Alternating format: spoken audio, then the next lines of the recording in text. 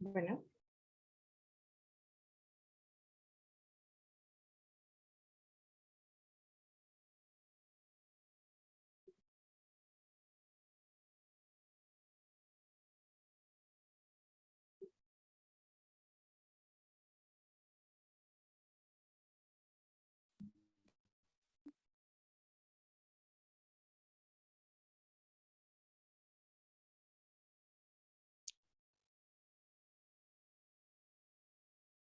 hola, muy buena tarde. Mi nombre es Rosario Ferrer Quirós y soy la docente responsable de la materia de estructura de datos, que es la que vamos a revisar el día de hoy. La asignatura de la que vamos a platicar un poco. ¿Cuáles son los temas que vamos a trabajar? Estructuras fundamentales, filas y colas, recursión y las listas. Son los temas que vamos a estar trabajando en la videoconferencia. Bueno, es importante mencionar cuál es el objetivo general de la materia. El objetivo general es diseñar estructuras lógicas de datos con los conocimientos básicos para su implementación en diferentes sistemas, permitiendo la manipulación y almacenamiento de información de forma eficiente.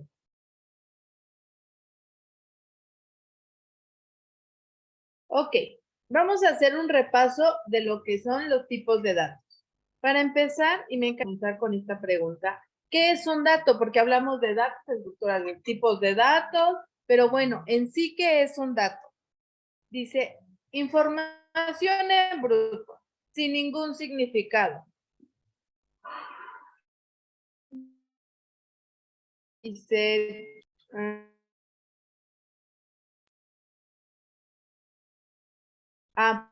perdón, dice, dado un enunciado, evento o acción, los datos permiten representar sus actores o participantes, analizándolos, se podrá obtener resultados deseados.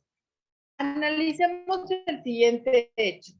A ver, el siguiente es, el estudiante Juan Paz, de 10 años, un promedio de 8.3 en su educación. ¿Cuáles son los datos relevantes de este hecho? ¿Cuál es el nombre? ¿Quién es el actor? Juan Paz. ¿Eso se guarda o qué tipo de datos sería? Sería tipo un conjunto de caracteres. ¿Por qué? Trabajando con letras.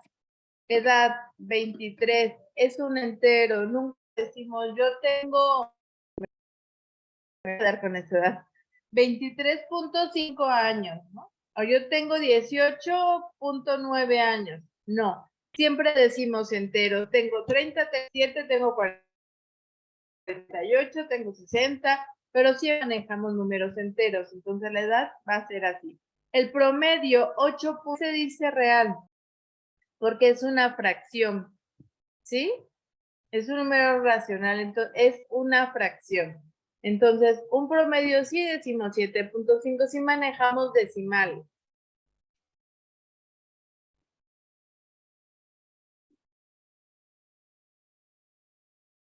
Seres humanos usamos lenguaje natural, ejemplo, para representar números, sistema decimal. Para representar palabras, usamos el abecedario. La computadora, lenguaje especial, dos de unos y más pequeño en el computador es 1 o 0. A esto se le llama bit. Puede ser un 1 o puede ser un 0. El conjunto de 8 bits es un byte. Los datos se clasifican en tipos. Ahora sí, bueno, ya sabemos que la representación de un hecho que nos da información. Ahora sí, ya entendimos lo que son los datos. Ahora vamos a su clasificación. Y esto es bien importante que ustedes lo tengan claro porque al momento de que lleguen a sus materias de programación, muchas veces es bien importante saber qué tipo de dato voy a recibir o qué tipo de dato voy a trabajar y así poder declarar de manera Entonces dice, son los diferentes dominios existentes. Ejemplo, edad, año de nacimiento, número de multa. Tienen un dominio numérico. Yo una edad nunca la escribo con letras, siempre es con números. Nombre, dirección, número de cédula caen en el dominio de la información tipo texto. Y las operaciones permitidas para dicho dominio. Por ejemplo, para los enteros, valores negativos y positivos sin aquí tener un decimal, un número entero. Las operaciones que pueden realizar, sumar, restar, dividir, multiplicar y el residuo. Reales. Negativos y positivos, pero reales, flotantes, lo van a ver ya en lenguaje de programación, que son números con punto decimal. Igual sumar, restar, dividir, multiplicar. ¿Cuáles son los valores lógicos o los datos lógicos? Los que reciben verdadero o falso. Aquí no va a haber otra opción más que verdadero, falso o 1 y 0. ¿Está vacío? La está vacía, sí o no. Entonces, estos solamente van a tener esas dos posibles valores. ¿Cuáles son las operaciones and, or, not? Son las tres operaciones. Caracteres, letras, números especiales, puntos forman una cadena. ¿Cuáles son los números especiales? Por ejemplo, el número de cédula de un profesionista se puede tomar como un carácter. Me van a decir, oye, pero se representa con números.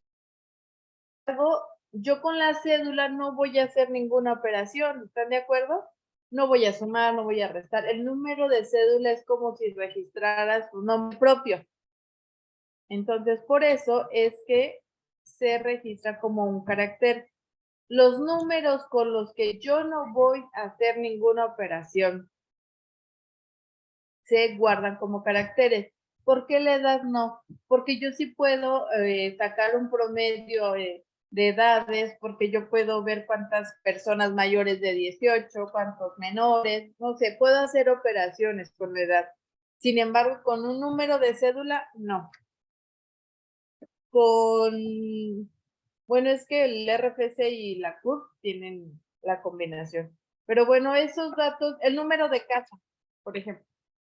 En un domicilio, el número o el código postal se representa con números, un código postal. Sin embargo, nunca voy a estar sumando o sacando promedios de un código postal. Esos son los números especiales. Sumar carácter, más entero, restar, multiplicar por entero. Vamos a ver cómo se empiezan a declarar las variables. Empecemos en cómo se hace en C. Una declaración de variables en C incluye tipo de dato y nombre o identificador.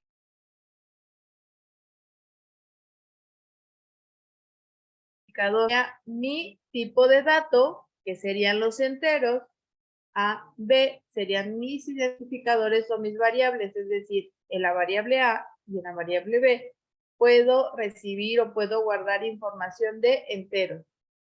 Float C, les decía hace rato que los reales, nada más que en programación no se le maneja como reales, se le maneja más como float, que son los que puedo guardar números con decimales, es decir, registrar números con decimales. ¿Para qué se especifica cuánta memoria debe reservarse y cómo se van a interpretar dichos datos? F es igual a A más B. Es una suma de dos enteros que al final se convierte en un real. ¿Sí? Aquí tenemos la variable A de longitud de 4 bytes que tiene dirección 100 Y aquí tenemos la variable C de 1 byte y que tiene dirección 104. Se les va a reservar. Vamos a lo que son las estructuras fundamentales. Dice, una estructura de datos es una forma de organizar un conjunto de datos elementales con el objetivo de facilitar su manipulación. Un dato elemental es la mínima información que se tiene en un programa. Ejemplo, los datos elementales, flowchart, etc. Es decir, qué tipo de dato voy a estar recibiendo o almacenando. Lo que se pretende con las estructuras de datos es facilitar un esquema lógico para manipular los datos en función del problema que haya que tratar y el algoritmo para resolverlo. Algunos casos, la dificultad para resolver un problema radica en escoger la estructura de datos adecuada y en general la elección del algoritmo y de hecho las estructuras de datos que manipulará estarán muy relacionadas. Recordemos que el algoritmo es la serie de pasos finitos y ordenados que sigue la computadora para resolver un problema. ¿Cuáles son los tipos de datos? Bueno, ya teniendo una visión más de programación, ¿cuáles son los datos simples? Por ejemplo, un dato simple estándar es un entero, un real, un carácter o un lógico. Los booleanos son los lógicos. Ya vimos que es verdadero, falso, 1 o 0. También dentro de los datos simples tenemos definido por el programador que este no es estándar. Subrango, enumerativo. Y dentro de los datos estructurados tenemos estáticos y dinámicos. Dentro de los estáticos tenemos los arrays, que son los vectores, las matrices, los registros, los ficheros, serían los archivos, los conjuntos, las cadenas. Y los dinámicos serían las listas, que pueden ser filas, colas, listas enlazadas, árboles, grafos. ¿Por qué? Porque aquí se van construyendo. ¿Cuáles serían los arreglos? Dice conjunto de elementos finito, ordenado y homogéneo. ¿Qué quiere decir? Del mismo tipo. Yo no puedo tener un arreglo que me reciba enteros y que me reciba caracteres y que me reciba flotantes, no. Es del mismo tipo, todos los elementos son del mismo tipo. Un arreglo estático se declara, por ejemplo, int a y se da la longitud 100. Es decir, que ahí voy a recibir 100, en a voy a recibir 100 elementos. El tipo de los elementos, el identificador y el número de elementos, la dimensión que va a tener mi arreglo. Cada elemento del arreglo tiene un índice. ¿Para qué? Para saber en qué posición se encuentra guardado. En C siempre el índice más pequeño es el 0, el límite inferior. El límite superior es 1 menos que la dimensión. Si el arreglo tiene 100 caracteres, el índice más alto es el 99.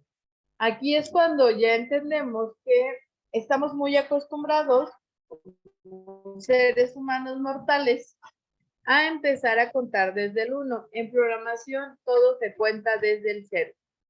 Entonces, el límite inferior va a ser 0. Por eso es que el límite superior siempre es el número menos 1. Es decir, en este array de 100, el límite superior es 99.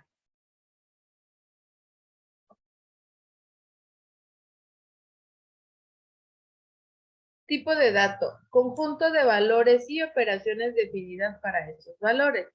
No basta con la declaración para ser tratado como un tipo de dato. Faltan las operaciones para actuar sobre él.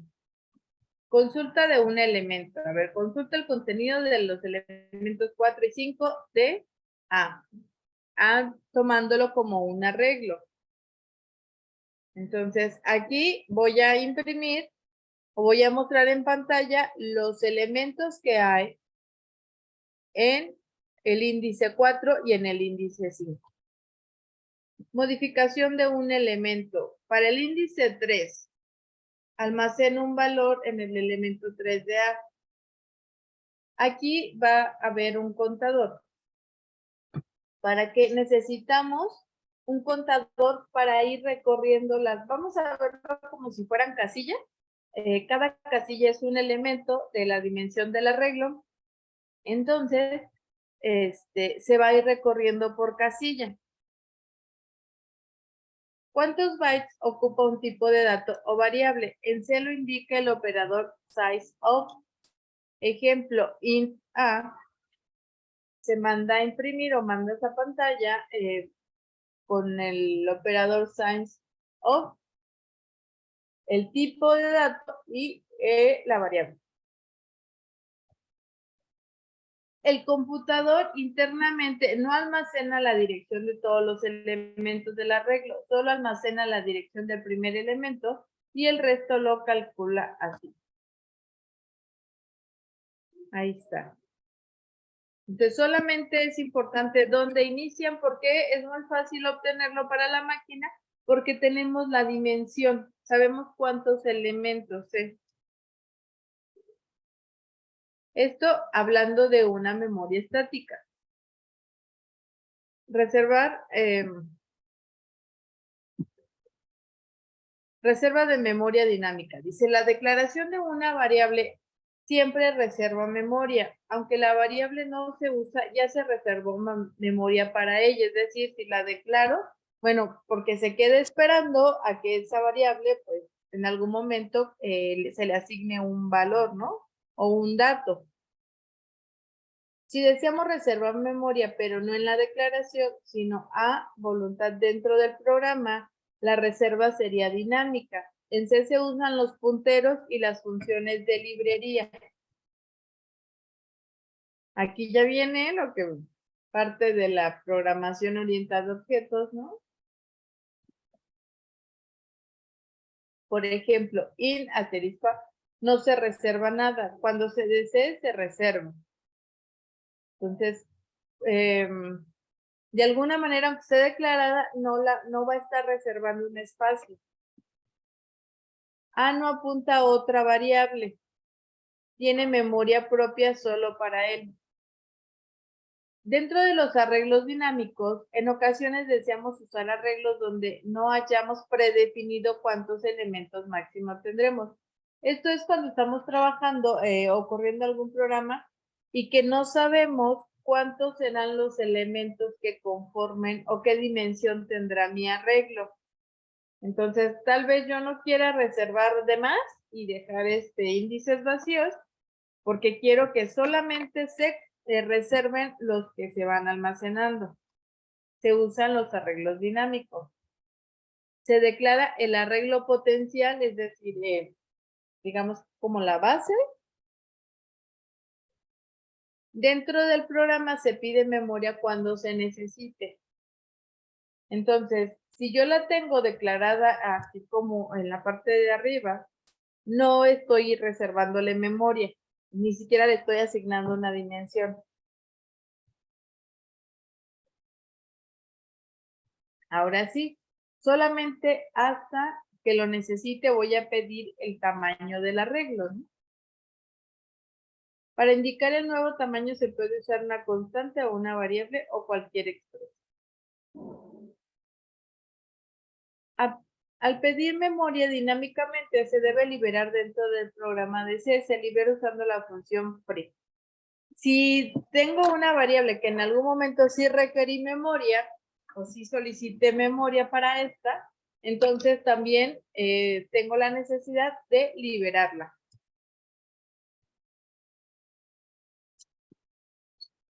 Los arreglos bidimensionales, dice la programación, ofrece innumerables opciones. Un elemento de un arreglo puede ser otro arreglo. Por ejemplo, int A3 por 3. A3 es un arreglo de 3 elementos. Cada elemento es otro arreglo de 3 elementos enteros. Aquí ya se viene, ya no es solo un listado como tal. Aquí lo vemos, lo podemos ver hasta gráficamente, visualmente, ¿no? Las posiciones. ya se va manejando por filas y columnas. Ya no es solamente una fila. Entonces aquí yo ya tengo un arreglo bidimensional.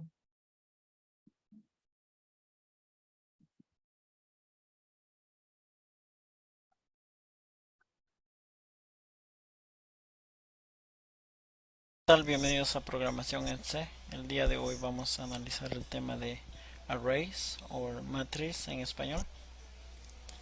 Bueno, primero que nada, un array es el almacenamiento de información continua. En este tipo lo que vamos a almacenar va a ser valores o datos de tipo integer, doble, string o character. Primero que nada, la declaración de arrays es muy importante. Podemos ver el sintaxis. Primero que nada es el tipo de nombre de nuestras variables, el tipo de variable. La segunda parte va a ser el nombre de nuestro array y por último el tamaño de nuestro array, que va a determinar el número de elementos en un array. Tenemos por ejemplo esto que es un tipo integer. El nombre de nuestro array va a ser mi array y el número de elementos va a ser 10. La segunda parte vemos que cómo inicializar un array. Tenemos nuestro tipo de elementos, el nombre de nuestro array y el número de elementos. En este caso estamos asignando elementos arbitrarios sin ningún orden y recordemos que para poner esos elementos siempre los tenemos que enumerar dentro de estas llaves abiertas y cerradas y separarlas por comas. Bueno, un array está compuesta por variables con índice. ¿Qué queremos decir con esto? En este caso tenemos un array llamada mi array con 10 elementos. Ah, la primera variable sería mi array con el índice 0. La segunda variable sería mi array con índice 1 o mi array con índice 2 y así sucesivamente hasta llegar al tamaño menos 1. En este caso sería 10 elementos menos 1. El último variable va a ser 10 menos 1, que sería 9. Eso sería equivalente a tener 10 variables de tipo integer, que como ven nos tomaría mucho tiempo inicializar y declarar 10 variables de tipo integer. En la siguiente imagen tenemos un array en la forma lineal o como lo podemos visualizar.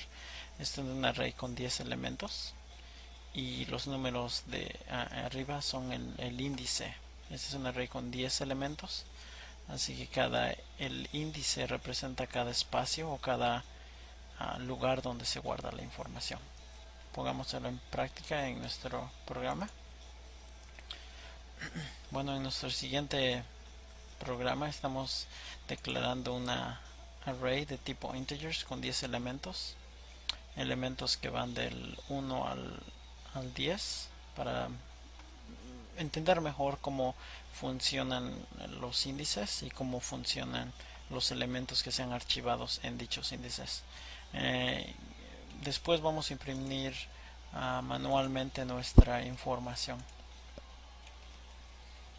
Okay. Y como podemos ver, vamos a imprimir todos los índices del 1 al 9. Son de tipo integer, como podemos ver acá.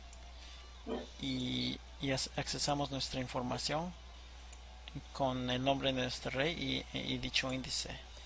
Uh, Tomamos en cuenta que tenemos índices del 0 al 9, puesto que nuestra array es de tamaño 10. Bueno, compilemos y ejecutemos. Okay. Como podemos ver, hemos imprimido nuestra serie de elementos. Como podemos ver acá, tenemos el índice 0 a 9 y con los elementos archivados en dicho índice. Experimentemos con algo más. Okay. En este caso vamos a imprimir índice 10 para ver qué es lo que nos imprime y veamos que cuando tenemos un array de 10 elementos. Imprimamos el índice 10.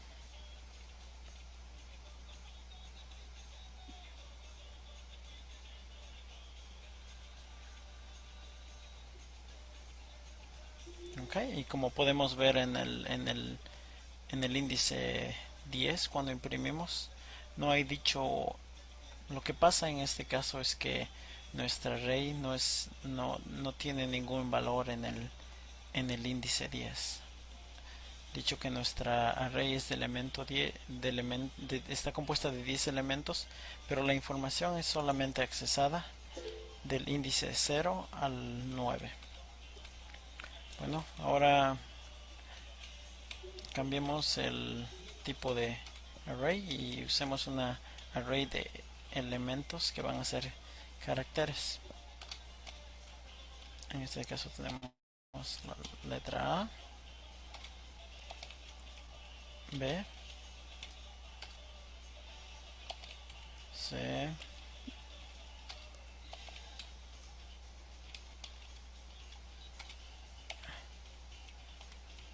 E, F,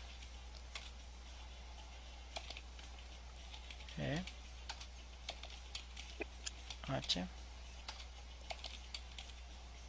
I.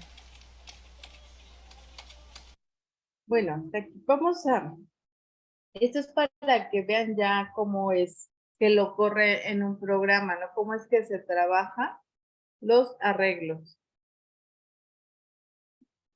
¿Qué pasa con las pilas y colas? Vamos a comenzar con las pilas. Una pila representa una estructura lineal de datos que se puede agregar o quitar elementos únicamente por uno de los dos extremos. En consecuencia, los elementos de una pila se eliminan en el orden inverso, que se insertaron debido a que esta característica se le conoce como última entrada, primera salida. Es decir, perdón, el título no me deja. Bueno, tenemos un elemento, es como la pila de los platos que acaban de lavar, ¿no? Ahorita lo vamos a ver.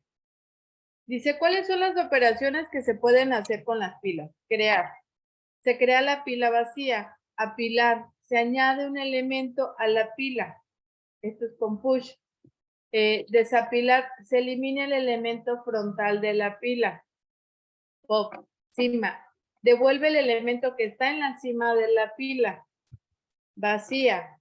Devuelve cierto si la pila está vacía o falso. En caso de lo contrario. Una pila stack es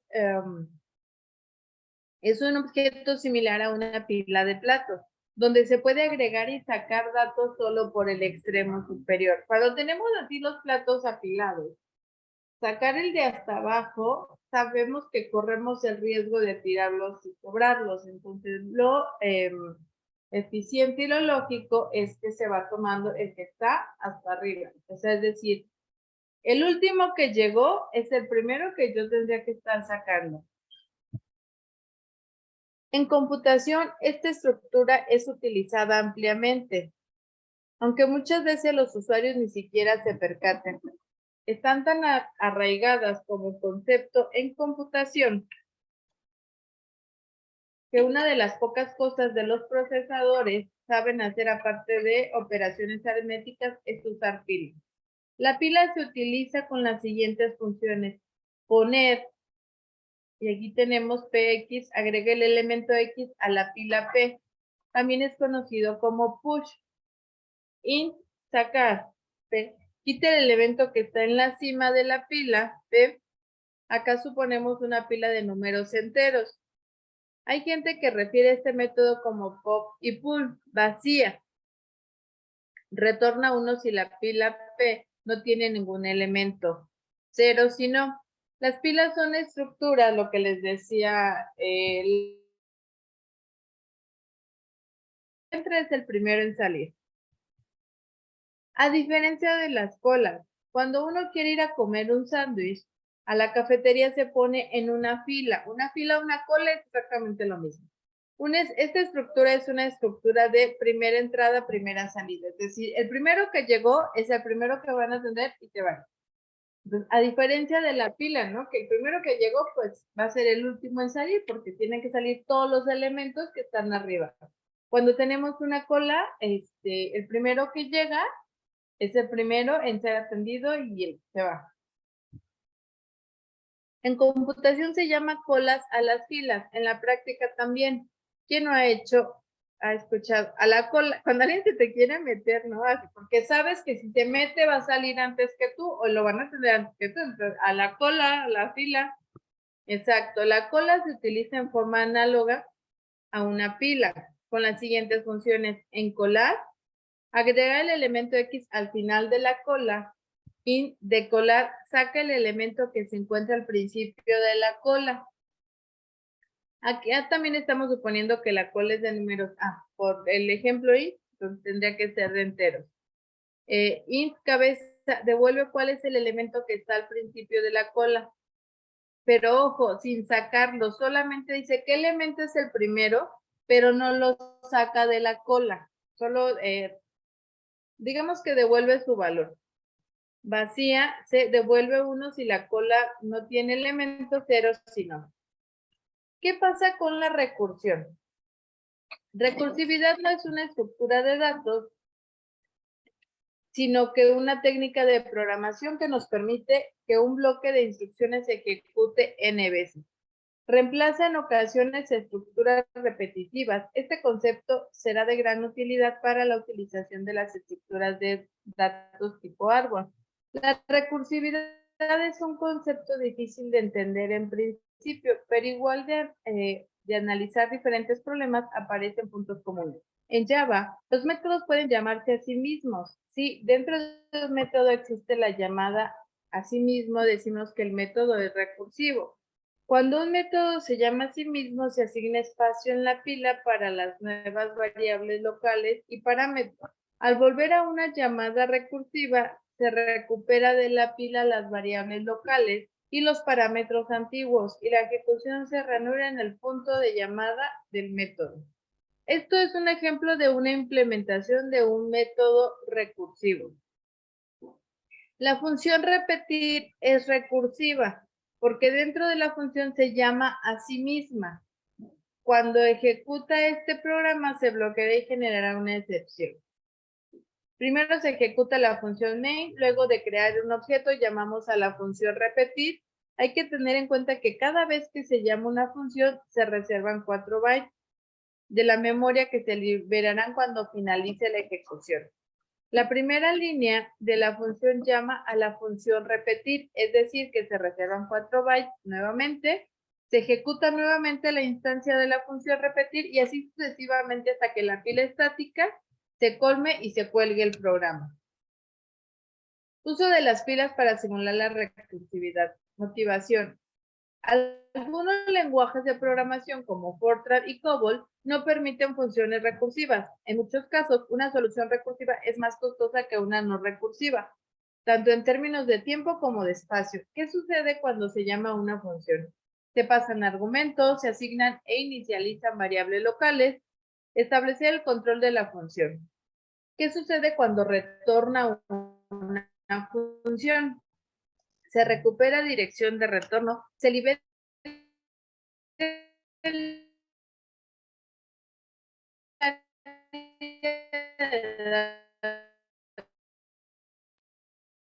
datos de la función, se establece control para la rutina de retorno, es decir, la dirección de retorno más reciente es la primera que se mueve a la cadena y únicamente podemos acceder a la dirección de retorno dentro de la que se ejecuta la función en el tope.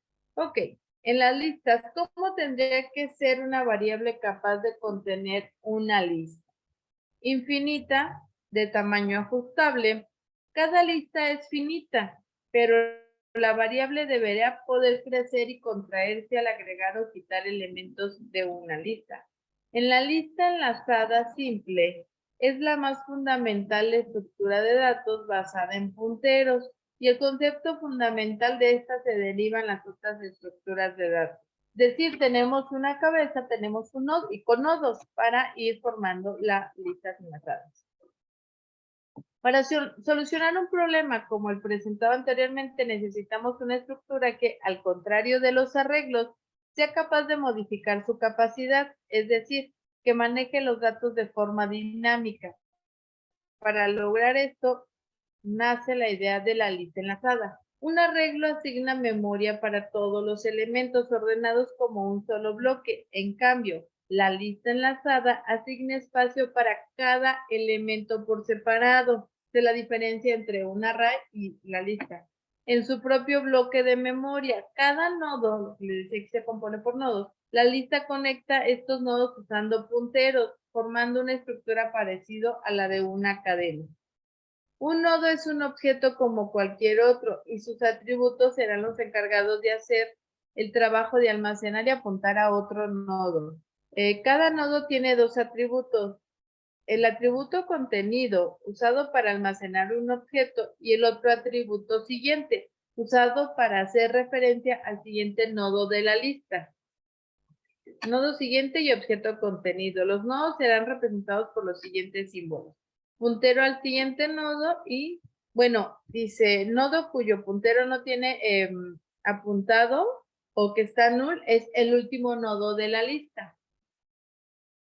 Y así podríamos representar una lista enlazada que almacena enteros por medio del siguiente diagrama. Aquí tenemos la lista enlazada, el primer nodo con la cabeza que tiene el objeto que almacena y el puntero donde asigna o apunta al siguiente nodo. Cada nodo almacena un dato, en este caso es un entero, y cada nodo tiene un sucesor, el nodo siguiente. El último nodo no tiene sucesor, así que su puntero apunta a null.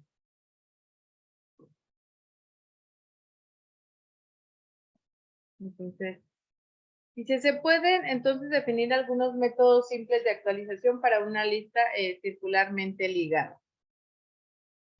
Porque puede ser que el último elemento, en lugar de tener null, apunte al primer nodo.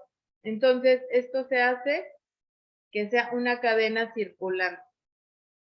Aquí podemos agregar, insertar un nuevo nodo inmediatamente después del cursor. Si la lista está vacía, entonces V se convierte en el cursor y su apuntador siguiente apunta a él mismo. Remover, borra y regresa el nodo inmediatamente después del cursor, no el propio cursor, a menos que este sea el único nodo. Si la lista queda vacía, el cursor es puesto en 1. Y avanza el cursor al siguiente nodo de la lista. Me gustaría cerrar esta clase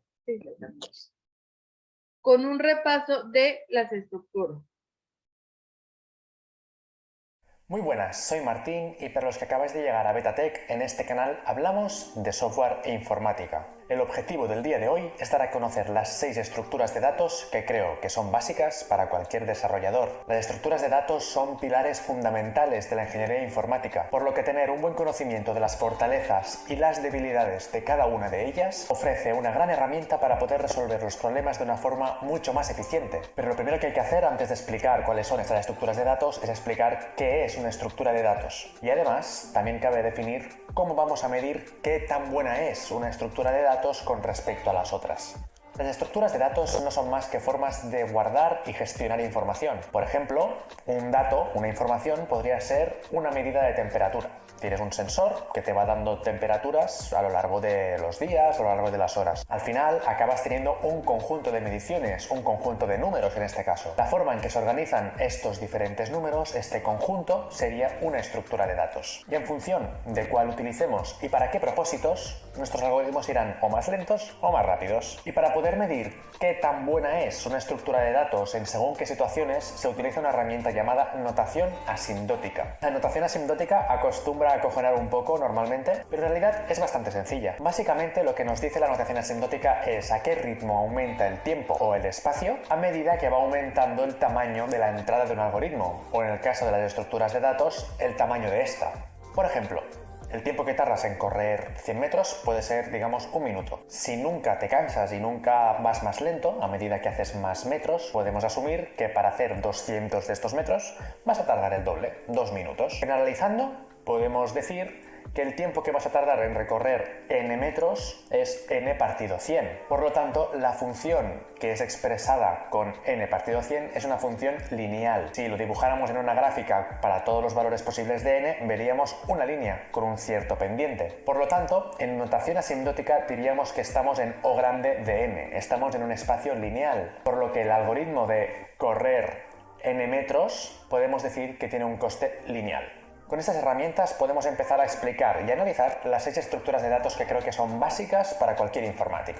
Y la primera que vamos a ver es una estructura súper conocida, se trata del vector o array, depende de en qué idioma queráis nombrarlo. El array se define por ser una estructura de datos donde estos se almacenan de forma contigua, es decir, se guarda espacio físico, espacio en memoria RAM, uno al lado del otro. Esta organización de los datos tiene cosas buenas y cosas malas. Lo bueno, y por lo que los arrays se utilizan muchísimo y hay implementación de vectores en prácticamente todos los lenguajes de programación, es que el acceso por índice a cualquiera de estos elementos es constante. Da igual que en el array tengas un elemento, que tengas 1000 o que tengas 4000 millones. Para acceder al elemento número 4320 siempre tardarás lo mismo.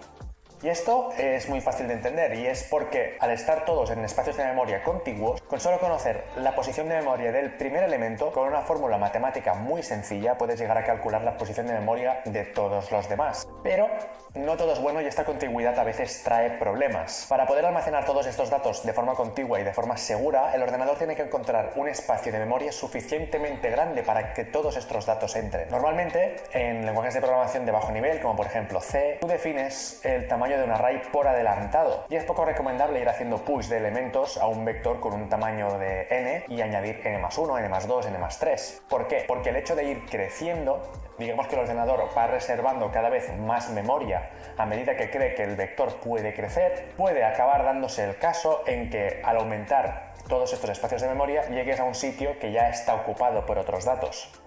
Por lo tanto, para no machacar otras variables, el ordenador lo que hace es copiar todo el vector en otra posición de memoria donde crea que puede caber. Es decir, en el peor caso, en la peor situación de todas, una inserción de un elemento puede tener coste lineal, porque tienes que copiar todos los elementos del array en una nueva posición de memoria. Y esto va un poco vinculado con el tema de las búsquedas. Todos hemos hecho el famoso for i hasta n con un if dentro de que si cumple el elemento cierta condición, lo devolvemos. Esto es una búsqueda. En los arrays, a no ser que sepas de antemano que el array está ordenado de alguna forma, siempre puede pasarte que el elemento que buscas sea el último y por lo tanto las búsquedas también tienen coste lineal, te tienes que pasar muy distintos. Hablamos de la lista enlazada. La diferencia básica de una linked list con un array es que los elementos no están contiguos en memoria, están repartidos de forma arbitraria por ella. Pero entonces, ¿cómo podemos obtener los elementos iésimos? ¿Cómo podemos ir de i a i más 1? Para que todo esto funcione, le tenemos que añadir a cada nodo, en caso de las listas enlazadas simples, le añadimos simplemente un puntero que apunta a la siguiente posición de memoria del siguiente elemento. Y en el caso de las listas enlazadas dobles, le añadimos dos punteros, al anterior y al siguiente. Esta implementación hace que añadir y quitar elementos sea muy sencillo, porque para añadir un elemento simplemente tienes que crear el nodo y modificar punteros. Y para eliminarlo, más de lo mismo. Eliminar el elemento i de una lista enlazada es muy fácil. Simplemente haces que el puntero next del elemento anterior apunte al siguiente elemento. Y has borrado aquí un nodo sin hacer prácticamente nada. Pero esto tiene un precio. A diferencia de los arrays, tú no puedes acceder rápidamente al elemento iésimo de una lista enlazada. Al estar en posiciones arbitrarias de memoria, siempre tienes que empezar desde el principio e ir iterando de puntero en puntero hasta llegar al elemento que necesitas. Resumiendo, una lista enlazada tiene inserciones y eliminaciones en tiempo constante. Da igual cuántos elementos haya, lo puedes eliminar y añadir de una forma muy rápida, pero tiene accesos lineales. Y de aquí pasamos ya a la tercera estructura de datos, una estructura de datos que personalmente me gusta muchísimo, además porque es súper famosa y es de las que más preguntan en las entrevistas de trabajo, compitiendo un poco con temas de listas enlazadas. Y estamos hablando de las tablas de hash. Son una estructura de datos tan utilizada que de hecho hice un vídeo hace un tiempo. ¿Les puedo compartir la liga sin problema? Muy buena. Recursos web, les voy a dejar un sitio web donde vienen muchos ejemplos y viene mucho, viene explicado de forma muy sintetizada. sobre los tipos de datos y las estructuras y cómo es que se manejan con ejemplos. Bueno, por mi parte sería todo. Yo soy Rosario Ferrer y estoy pendiente tanto en la plataforma como en el correo electrónico. Por si tuvieran alguna duda, con mucho gusto los puedo orientar. Muchísimas gracias.